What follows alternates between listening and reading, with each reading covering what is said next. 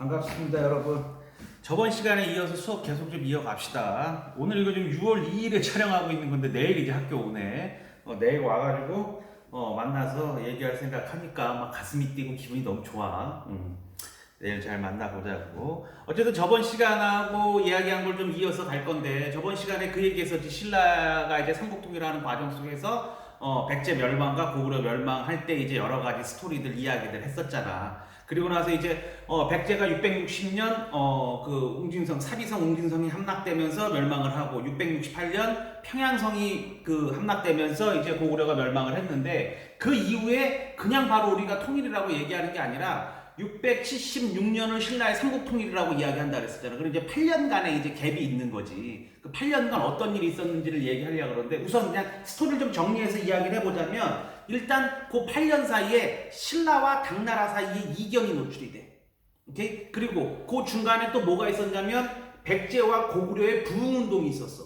부흥운동이라는 건 뭐야? 다시 살려낸다는 거잖아. 그러니까 백제가 멸망했다고, 고구려가 멸망했다고 해서 뭐 고구려 사람들, 백제 사람들 다 죽은 건 아니잖아. 그치? 지금도 마찬가지인 거야. 우리 그 생각해보면 되지. 우리가 그 일제시대 때 일본의 나라를 뺏겼다 그래서 우리나라 사람들이 다 사라진 건 아니잖아. 우리도 이제 그 다시 나라를 되찾기 위한 이제 독립운동을 상당히 오랜 시간 했었잖니, 독립운동을. 그것처럼 백제와 고구려도 망한 나라를 다시 살리기 위한 이제 지배층이라든가 이런 사람들의 이제 나라를 되찾기 위한 운동이 있었던 거지. 그런 이제 부흥운동이 중간에 있었다는 거야. 그 교과서는 87페이지, 88페이지, 89페이지 내용이니까 그 이야기를 좀 설명을 할게. 일단 어디의 부흥운동부터?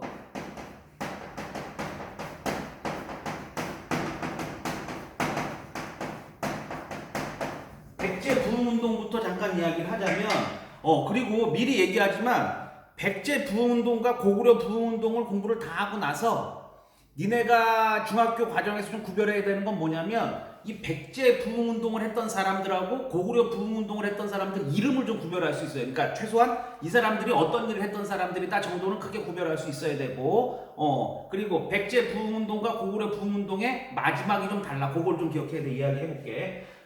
백제 부흥운동은 그 마지막에 660년에 이제 의자왕이 그 항복하고 의장하고 아들이 이제 그 당나라로 잡혀가면서 나라가 망했다고 얘기 전해지는데, 그 장수였던 사람들은 외곽의 군사력을 그대로 가지고 있었어. 귀족이나 이런 애들은. 그래서 얘네가 의자왕의 아들이었던 이제 다섯째 아들인가 그런데 그 왕자 풍, 그러니까 성이 부여시니까 부여풍이겠지. 그 왕자 풍이 일본에 가 있었는데, 그 일본에 가 있던 왕자 풍을 왜 이때 당시에는 왜가 있던 왕자 풍을 다시 불러들여가지고 이 사람이 중심이 돼가지고 부흥운동을 벌였었어. 그래서 이 부흥운동을 벌였던 사람들이 뭐 흑지상지, 그 다음에 뭐 복신, 도침, 그 다음 왕자풍, 이런 사람들이 중심이 돼서 벌였었는데, 여기에서 너네가 좀 기억해야 될 거는 백강전투라는 게,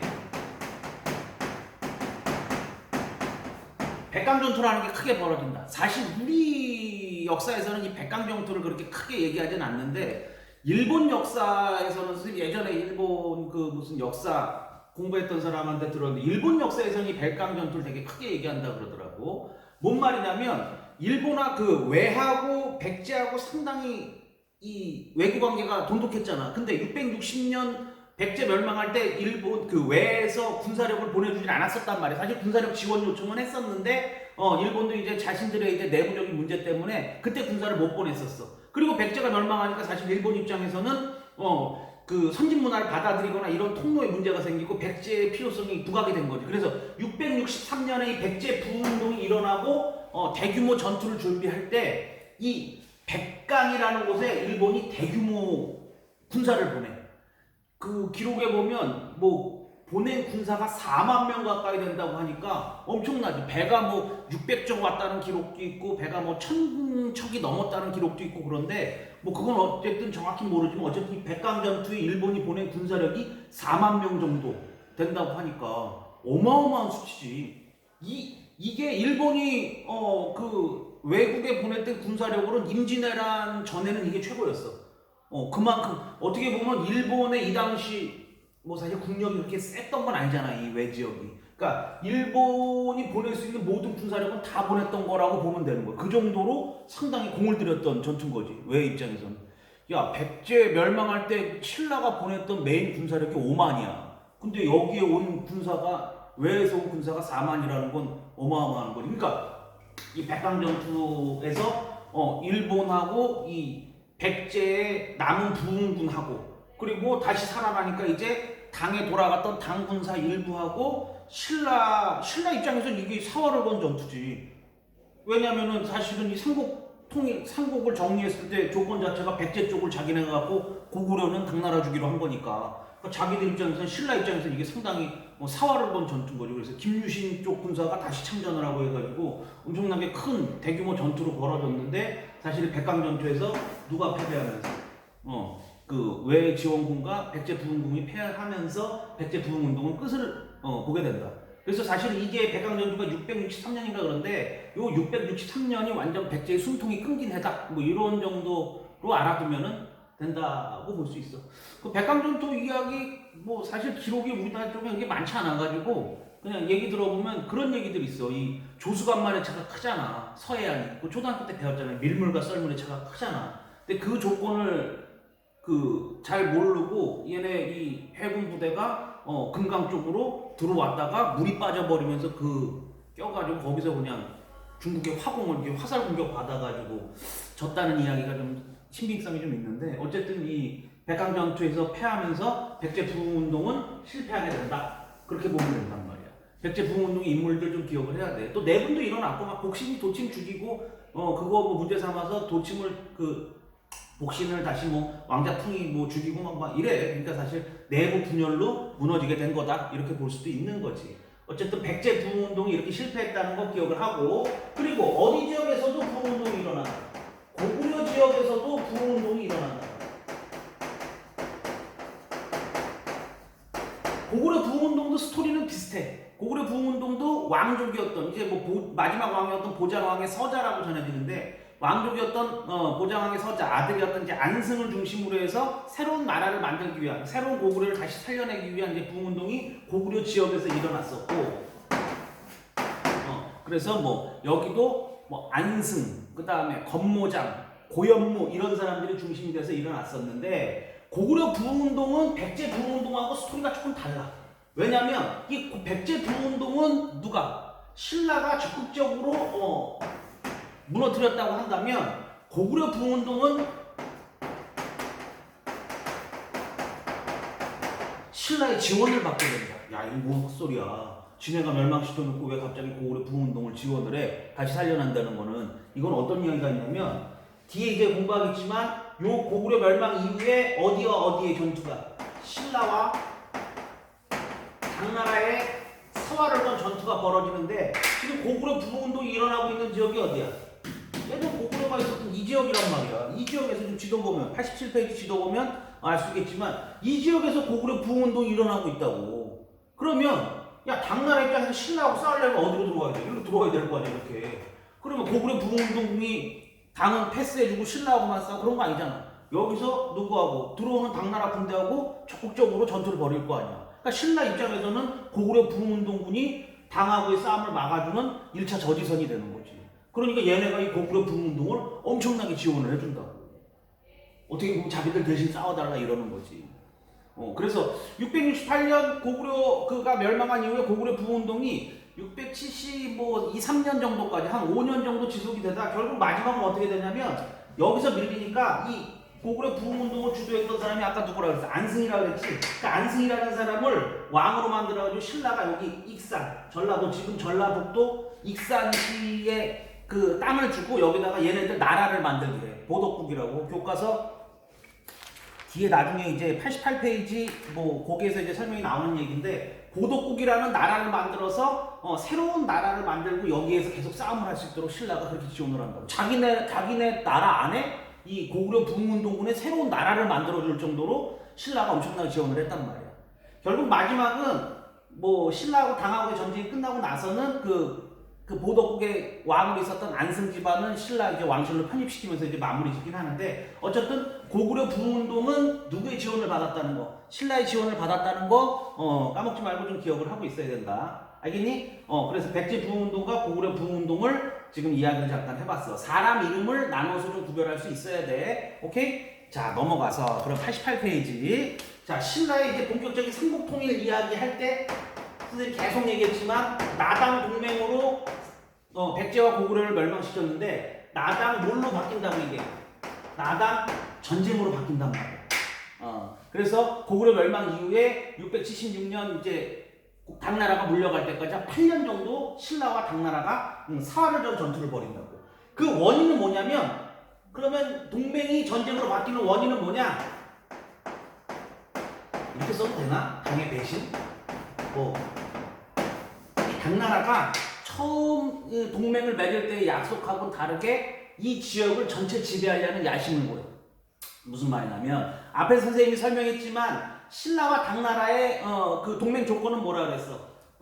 신라가 백제 멸망시키는데 누가 도와주고 당이 도와주고 그러니까 스토리는 당이 고구려를 멸망시키는데 누가 도와주는 거야? 신라가 도와주는 개념인 거야. 오케이? 그리고 나서 이게 정리가 되면 이쪽 예전 백제에 있던 지역 그러니까 어떻게 보면 지금 평양 정도 기준으로 해서 남쪽 지방 백제에 있는 전부 이 땅은 누가 갖고 신라가 갖고 고구려 땅은 누가 갖는 건데 당이 갖는 건데 백제를 멸망시켰을 때부터 수상하기 시작을 해. 왜냐면 백제 멸망시키고 나서 여기 백제 웅진 땅에다가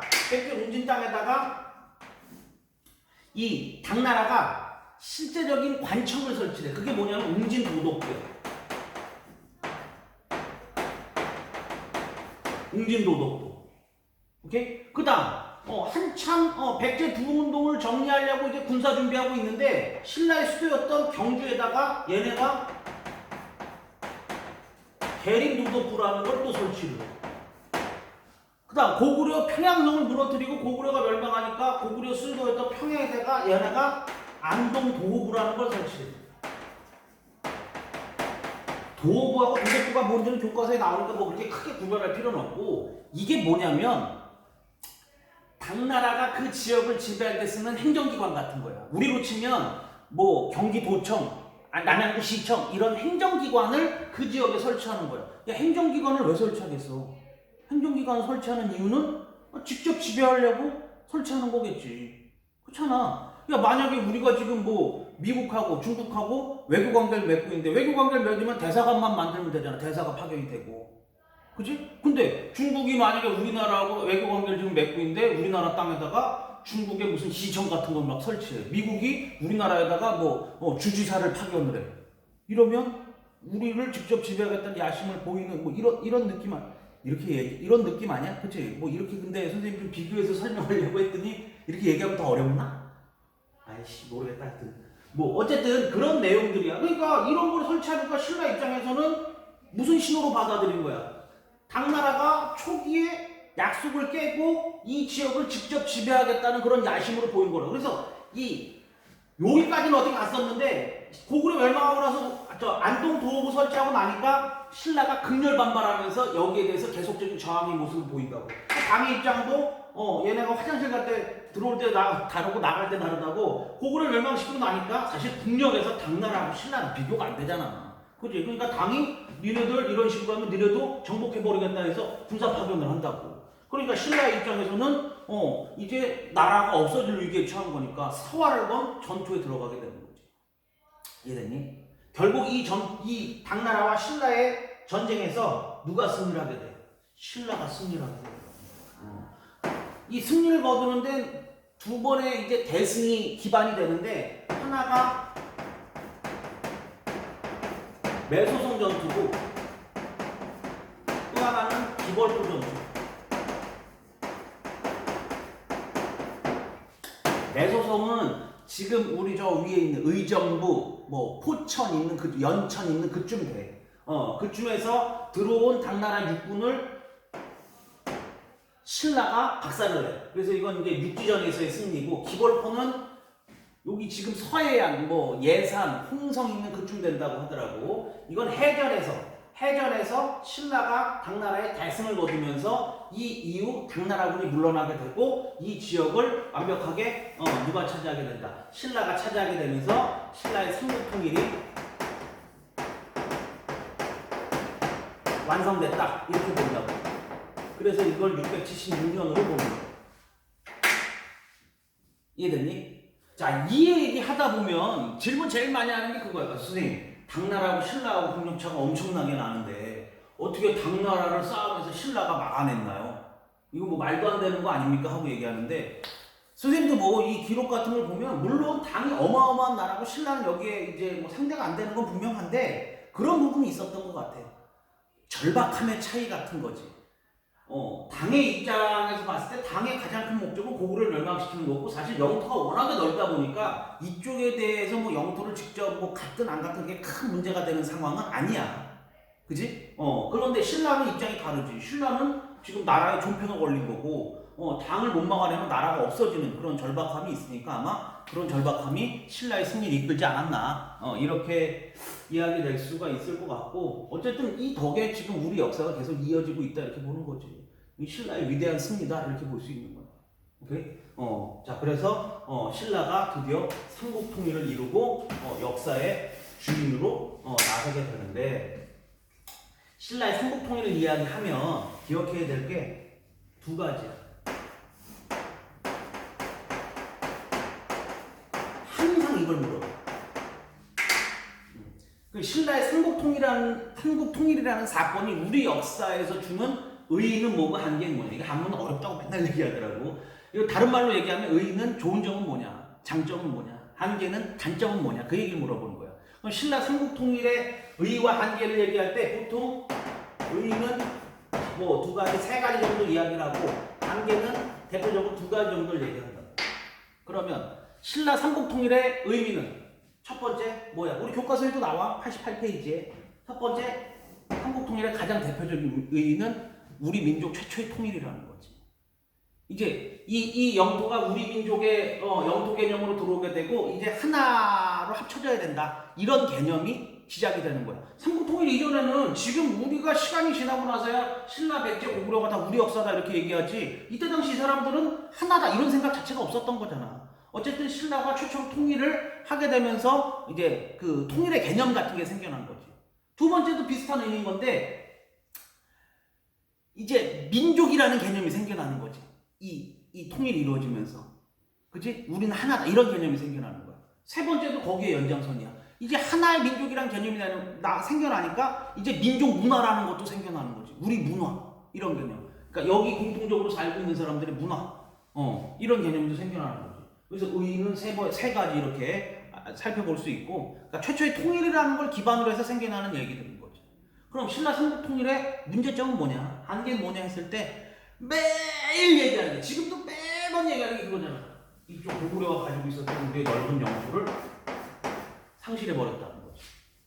그치? 그래서 원래 우리 민족은 지금 우리 살고 있는 한반도에만 치우친 민족은 아니었는데 신라가 통일을 이루고 영토가 여기 지금 북한의 평양을 기준으로 한 대동강 이남을 영토로 차지하면서 어떻게 보면 고구려 역사 나중에 뭐 발해도 나오지만 이 만주의 넓은 지역의 이 영토 개념을 우리가 상실하게 되는 그런 문제점이 생긴 거 아니냐.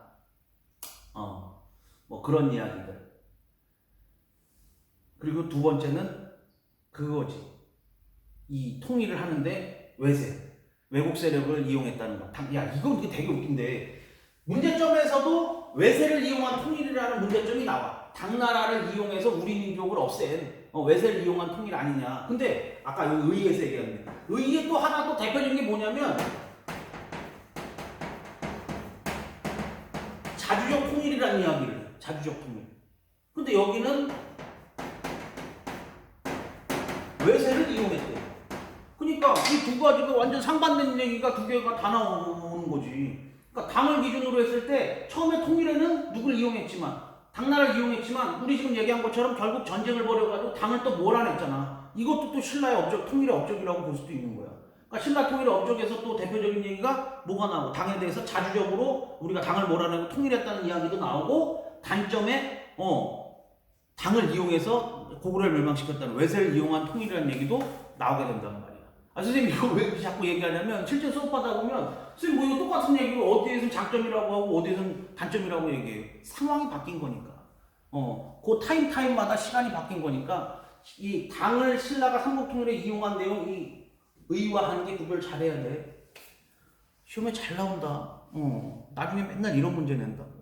그래서 신라 삼국통일의 의의와 한계도 잘 살펴봤으면 좋겠어. 그래서 뭐 88페이지 내용까지 얘기했었고 89페이지의 탐구활동은 지금 이 얘기가 나오고 있는 거야 지금. 신라 삼국통일의 의의가 뭐냐, 한계가 뭐냐, 이거를 지금 예전 그 삼국사기에 나오는 내용과 단재 신채호 선생이 이제 썼던 책에 있는 내용을 가지고 의의와 한계를 지금 설명하고 있는 거예요. 오케이? 자, 오늘은 좀 뭐 여러 이야기. 저번 시간에 뭐 스토리 뭐 사연들을 얘기 많이 했잖아, 그지? 그래서 오늘은 뭐 이제 딴소리 다 집어치우고 메인 이야기만 좀 해서 살펴봤는데, 잘 이해가 됐나 모르겠다. 그래서 오늘은 여기까지 이야기를 하고, 다음 시간엔 이제 90페이지 남북의 성립과 발전 해가지고 통일 이후의 신라 발전의 이야기, 그리고 발해의 이야기를 한번 해보자고. 오늘 비가 와서 그런지 이렇게 많이 버벅대는지 모르겠다. 어쨌든 좀 열심히 들었으면 좋겠고, 내일 만나서 또 못하는 이야기는 내일 하자. 만나서 궁금한 거 있으면 내일 직접 물어봐. 오케이? 또 만납시다. 안녕. 오늘 리모컨이 되나?